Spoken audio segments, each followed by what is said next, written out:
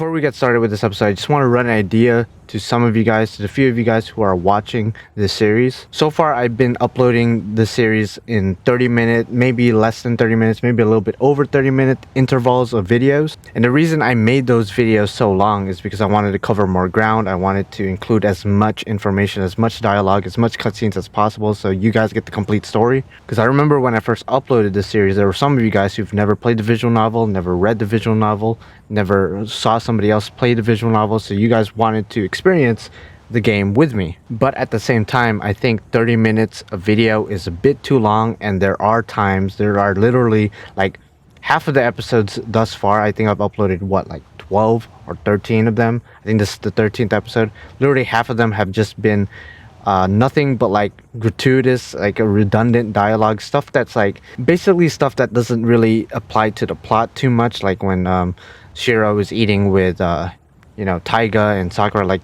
stuff like that is for characterization, but as far as like the plot, as far as advancing through the game, it does get a bit redundant and does get a bit boring, not only for you guys but as well for me.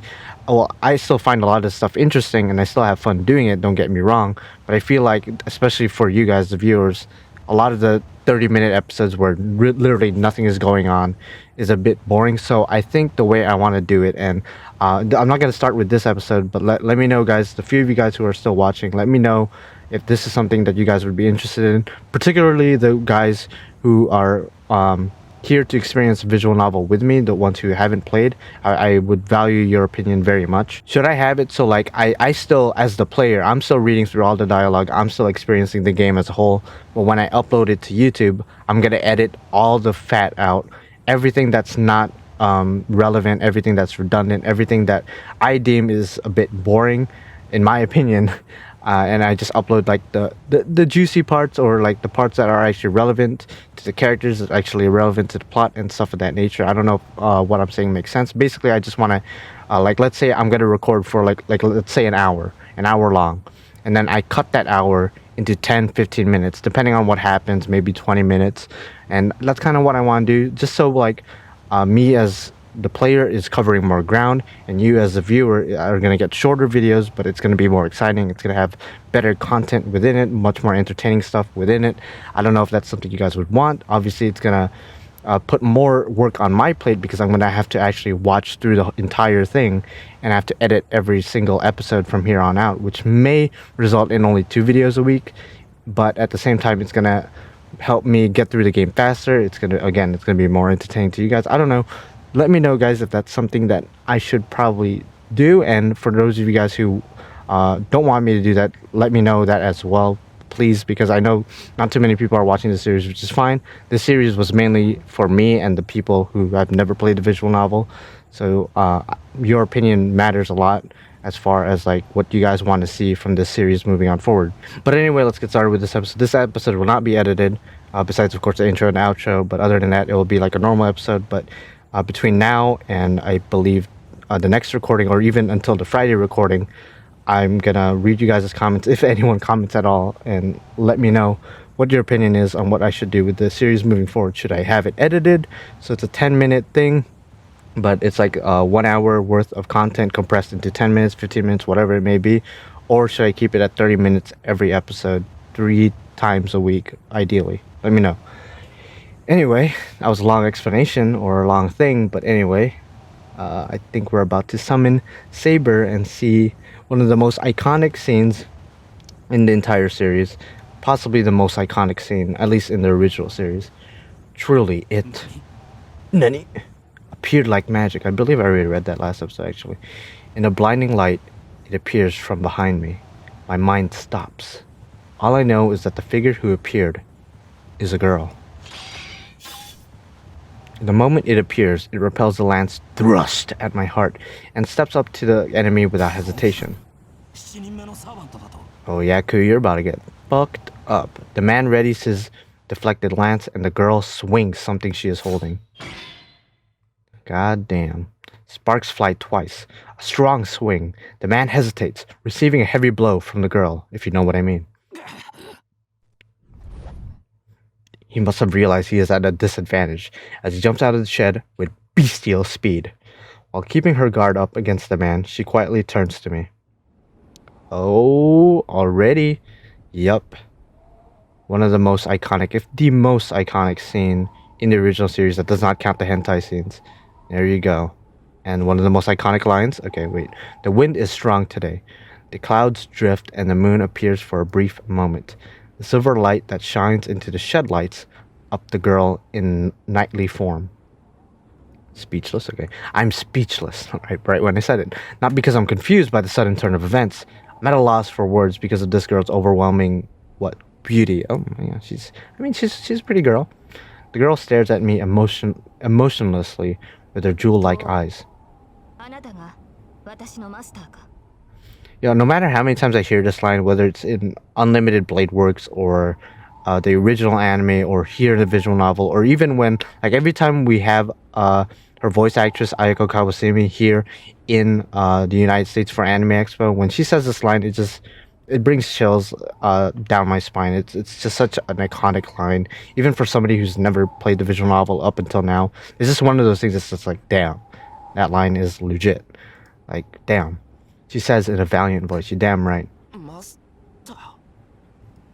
I only repeat back her words. I don't know who she is or what she's talking about. All I know is that the small girl is the same kind of being as the man outside. Well, she's kind of a higher being, if we're gonna be honest. She's a 5-star. The girl says, to be honest though, like, side note, I feel like Ku should have been at least a 4-star in Fate Grand Order, but that's just me. The girl says nothing and just stares at me silently. How can I put this?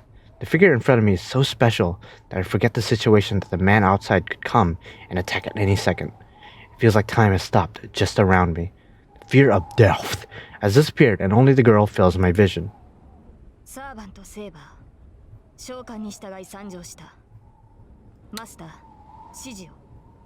Go beat his ass. She speaks again.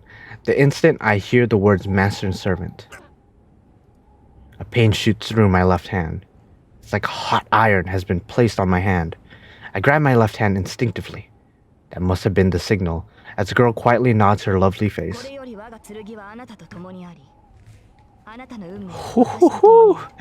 Miyashiro, you are now a master, my dude. The contract is indeed complete.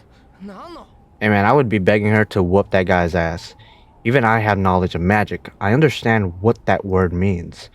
But the girl doesn't answer me and looks away with the same grace she had when she nodded. She looks at the door of the shed. There stands the man, his lance ready in his hand. She moves faster than I can think. The knightly girl leaps out of the shed without hesitation. I get up and follow the girl, even forgetting the pain in my body. There's no way that girl will be a match for him. Even armored like that, she's a girl smaller than him. Or smaller than me. I mean, dude, come on, man. Like, it's 2020. I know this was made in the early 2000s, like a long ass time ago, but come on, man. Come on. Like, just because she's a girl doesn't mean she can't take him on. Like, my words are silenced by sound, especially since she just saved your ass. Like, what are you talking about? I can't believe my eyes. This time, my head really goes blank. She's a servant, my dude. The sound of weapons. The moon is hidden behind the clouds and the yard has returned to its original darkness. In it, sparks are born from steel heating steel. And it's going down, man. The lance-wielding man wordlessly attacks the girl who jumped out of the shed. But the girl parries the blow of the lance and knocks away all following attacks, driving the man back with every blow. Yeah, she was whooping his candy ass. I can't believe it. The girl called Saber is overpowering that man. The battle has begun. What happened between me and him earlier wasn't a battle. A battle is a fight between two people who can kill each other. Whatever the difference in skills, if each has a way to kill the other, then you can call it a battle. Their fight is a battle in that sense too. The man's lance that I couldn't even see is thrown with even more power. But the girl parries it with that thing in her hands and closes in on the man. Yeah, even Shiro's like, damn, like what the fuck? The man retreats a bit. He holds his lance vertically to protect his ribs as the girl goes for them. Yeah, Saber is no joke. Yeah, look at this shit. Ku is like, oh fuck. For a moment, the man's lance glows. It was a blow like an explosion, and I guess it really was one.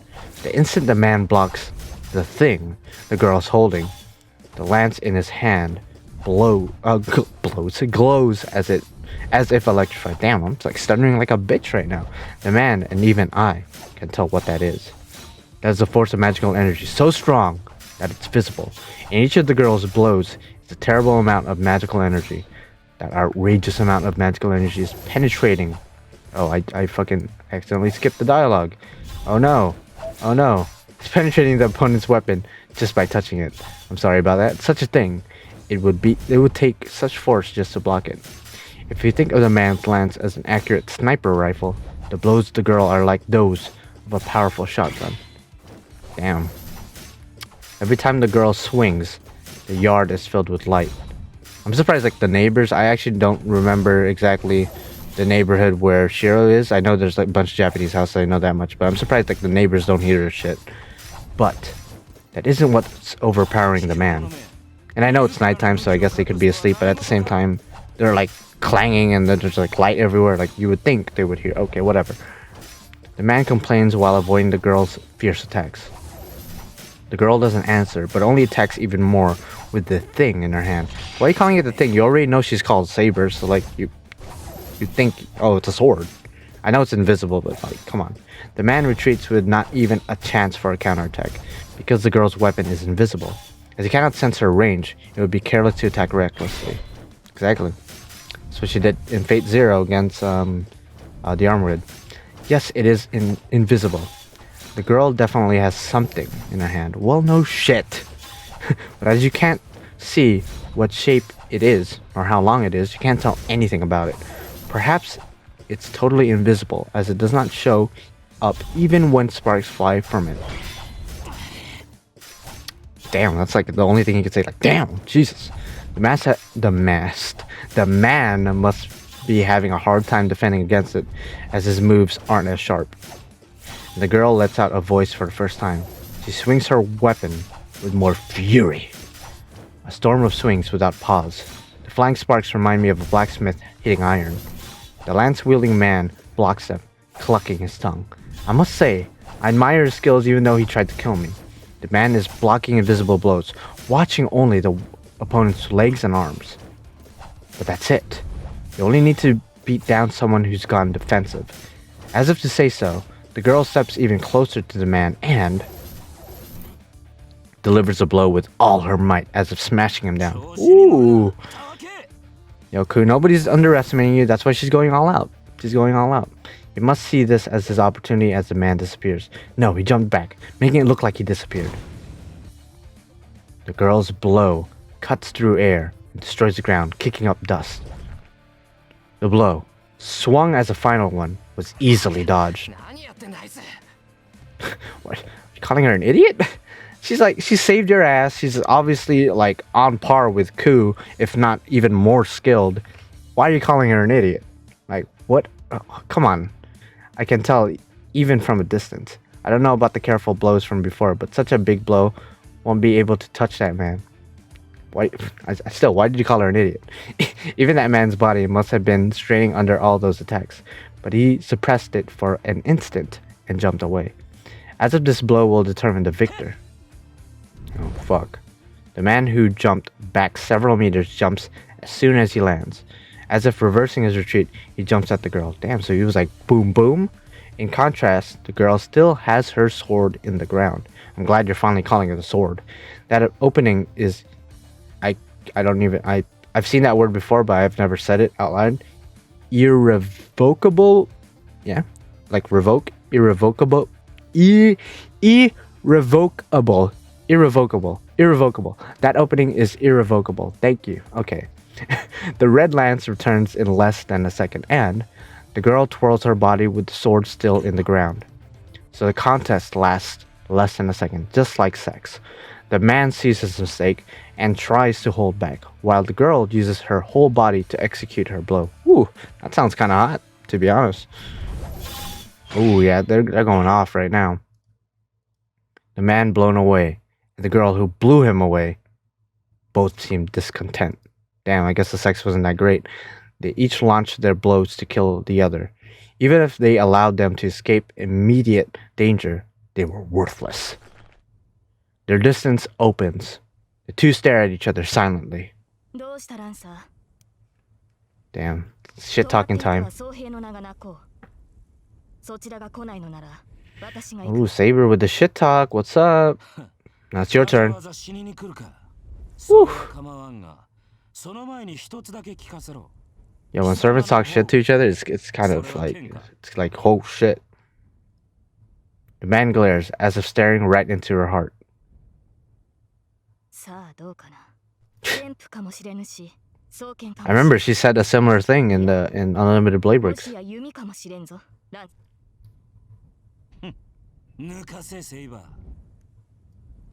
Perhaps it's really funny for him. The man, the one called Lancer, lowers his lance. It looks like he's indicating that he doesn't want to fight anymore. No, it's not. The girl is puzzled by Lancer's action. But I know that stance. It was used in that fight a few hours ago in the schoolyard. It's the fatal move that was supposed to have ended the show.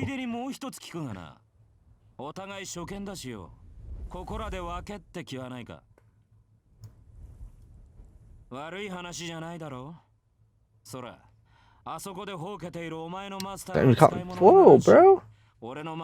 I'm useless and your master's a coward? I don't know, man. I think Kotomi Nikita is just strategic, you know? He's just very smart and strategic. He's been here before, so he knows what's up. As for me being useless, I mean, come on, I guess I am.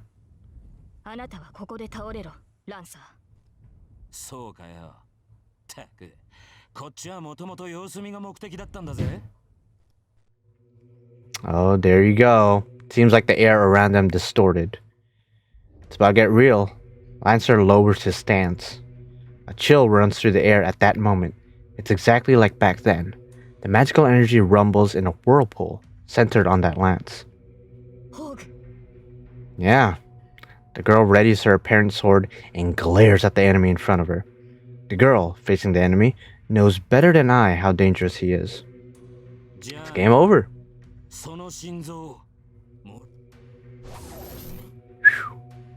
The beast jumps. Lancer instantly appears in front of the girl, as if he teleported, and thrust his lance at the girl's feet. It was a bad move, even to my eyes. With the lance already lowered, it wouldn't be effective to aim low at the girl. I mean, listen, Shiro, like, breaking the fourth wall for a bit. I mean, I always break the fourth wall with this, but it's like, why are you judging them when, like, you can't fight for shit? Like, you called Saber an idiot earlier, and now you're saying his attack isn't effective. You don't know what he's about to do. Like, he's a supernatural being. So is she. So what the fuck are you doing? Like, looking at them like, that's not... What are you guys doing? Like, what the fuck? It's like, boy. To prove my point, the girl jumps over the lance and moves forward to slash Lancer away. At that moment, I see he knew what he was doing. What the words themselves charged with magical energy. Ooh. The lance thrust at the girl's feet, rushes towards her heart. Yeah, bro. It has auto aim. It's like it's crazy, dude. Yeah. Her body rises into the air. The girl is driven up into the air by the blow of the lance, and she crashes down. No, lands on the ground. Yeah, that attack is pretty intense. She's bleeding. The girl, who hasn't even received a scratch so far, is bleeding badly from her chest. I called her an idiot earlier, even though she hasn't received a scratch so far. Come on, Shiro. Don't be like that. Don't be a dick. I'm surprised too. How are you surprised? You called it a bad move. Okay, well, I mean, I guess you would be surprised then. No, since I saw it from a distance, I can tell better than her that the attack just now was a strange one. Shiro, are you like... I don't know. I'm so done with his commentary. The lance is definitely aimed at her feet, but it suddenly changed its course, moving strangely in an impossible direction and pierced the girl's heart. But the lance itself has not grown or bent. It looks so natural that it makes one think that the lance was already in her heart, and for that reason, it's strange. It's not as simple as the lance changing its course and piercing her heart. The lance did not change its course, but changed the means so the result would be so. The lance thrust with the name carried the result of piercing her heart as a premise. In other words, the process and the result were reversed. I always found like Gay Bulk very interesting in that regard. It's like, damn. As long as there was a result of the lance piercing her heart, the course of the lance was merely something added later to prove that fact. Yeah, that's crazy. An evil thorn that breaks through all defenses. A lance that pierces the heart every time it's used, unless you use Roias or something like that. A weapon that determines your fate just by its use. How can anyone block such a ridiculous attack? However, the enemy tries to dodge it. The lance will pierce their heart without fail. That's why this move is fatal. A cursed lance that always pierces the opponent with one thrust. But the girl has evaded it by a small margin. She's wounded, but it's not a fatal blow. In a sense, her actions were more impossible than the lance. The instant the lance was thrust, she turned and jumped back with all her might, as if she knew this was going to happen. Either she had incredible luck, or enough divine protection to nullify the curse of the lance. Either way, she avoided a fatal blow and sullied the lance's name. I mean, I feel like if Ku just keeps going in, she'd be screwed. The girl catches her breath. The blood that was running so much has stopped, and even her stab wound is healing. Yeah, Ku, why didn't you just go in? I guess that's extraordinary. I knew she wasn't normal, but still, that's too strange. Like her skills to fight against Lancer, like the incredible magical energy in each of her blows, and like her body that heals by itself, this girl clearly surpasses Lancer. Earlier, you were underestimating the shit out of her, so what the fuck, man? But that was only up to now. This guy flips between opinions like, what the fuck? Even if it's healing, her wound is deep. If Lancer attacks her now, she'll be defeated without even being able to defend herself. But with this overwhelming advantage, Lancer doesn't move. He glares at the girl, grinding his teeth so hard that I can hear it. And he's pissed off. He's like, damn, Gable usually kills. A voice that seems to echo from the ground. Lancer frowns. His hostility disappears and he clucks his tongue in annoyance. Yep. Yeah, she knows who you are now. The pressure goes away. Lancer doesn't even attack the wounded girl and simply turns his back and moves to the edge of the yard.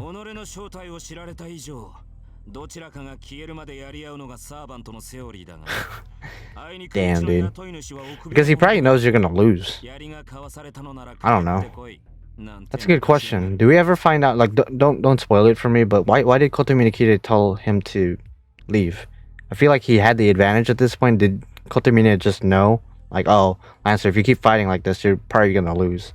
Or was he just pissed that Lancer revealed his noble phantasm and basically his identity, and Kotominakita was like, okay, bro, like, we gotta regroup because you're fucking up. I don't, like, what happened?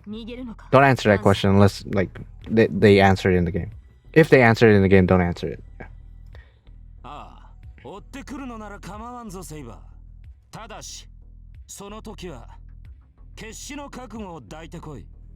Damn, dude. With one bound, Lancer easily jumps over the wall and disappears. Hell yeah, dude. Hell yeah. The wounded girl starts running to pursue the enemy. My guy. My guy. What the fuck? I run through the yard with all my strength. The girl will go after him if I don't stop her instantly. But there was no need for that. When the girl tries to jump over the wall, she clenches her chest and stops. I run to her and stare at her. No, I tried to approach her to call out to her, but I forgot about it the instant I come near her. To put it simply, everything about her is absurd. Now that I'm near her, I can tell that the shining armor she wears is really heavy. The old-fashioned cloth is smooth, a vivid blue. No, that isn't what fascinates me. The girl, who seems to be a few years younger than me, is beautiful. The golden hair, lit by the moonlight, is finely textured, as if sprinkled with gold dust. It just had Gilgamesh like sprinkling gold dust. The face, with some sign of naivety, I think that I've seen that word too, but I don't know how to pronounce it. I know it's naive, and then it has T at the end. Naivety, is that how you pronounce it? Has elegance, and her white skin looks soft. I feel like I'm getting exposed with this series because there's so many words that give me a hard time for some reason. I can't call out to her because I am fascinated by her beauty, and also for another reason because this episode's ending. I know it's a bit shorter than usual because I want to make it a bit shorter that way because usually people click on videos that are shorter and I want people to answer the question that I posed in the beginning of this episode. Should I make this an edited series or should I keep all the episodes unedited, 30 minutes ish long? And just let me know if that's something you guys would be okay with me doing. Again, it brings more editing to me, so like it does give me more work to do, but at the same time I want this series to be as entertaining as possible for the few of you guys who are watching this series and who are supporting it. And please let me know in the comments, and like the video if you like it, dislike it if you dislike it, and subscribe to become a supporting character to me, the main character, because without you guys I'd be the only character and that would suck ass. I'll see you guys in the next one. Bye bye.